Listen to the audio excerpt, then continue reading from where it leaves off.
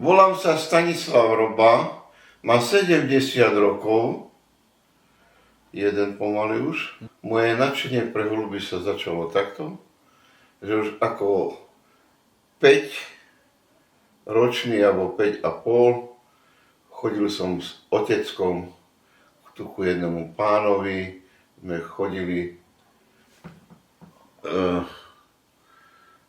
pre zrno a on mal tam holuby. No a už ma odvtedy zaujali, takže som si vypýtal 2 mladiatka.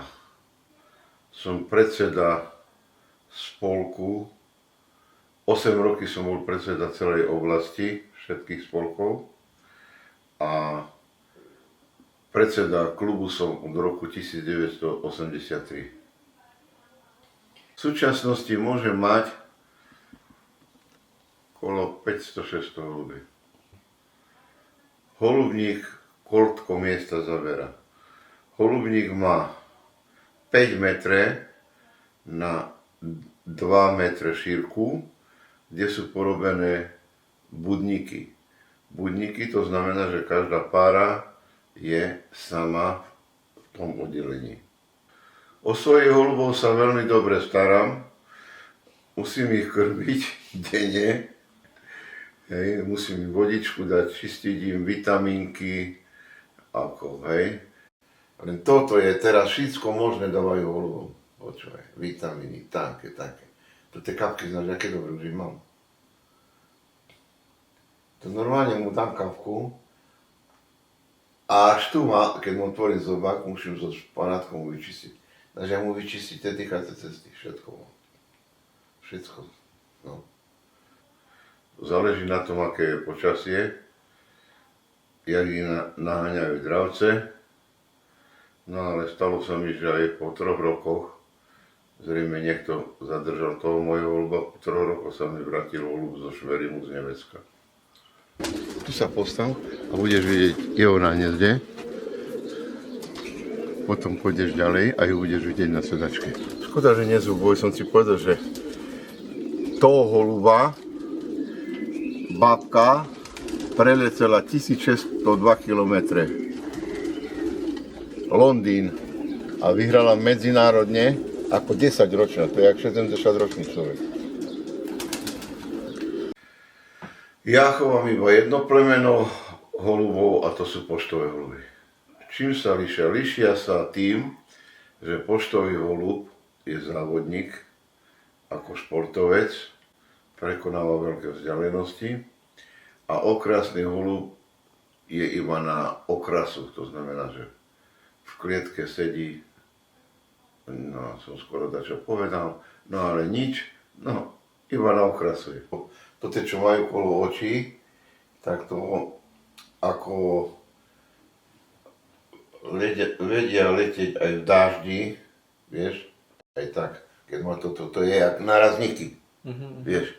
A to tie, čo nemajú toto, to majú vonku očí a to im slzy, keď ide tam musí sadnúť.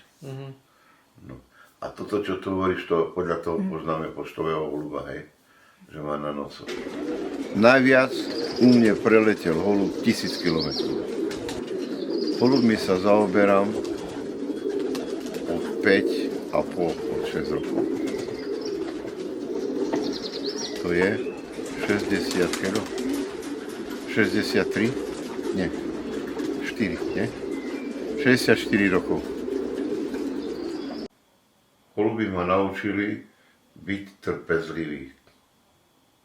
Je to koníček, životný štýl a bez toho by som nevedel žiť.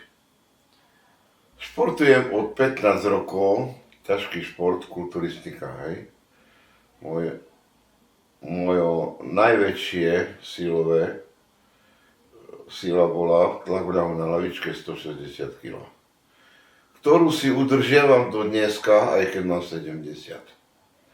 No, ďalej, chovám ešte aj zajačiky, kde ročne sa snažím vychovať aspoň 100 kg mesa zo zajacov, nakoľko je to zdravé.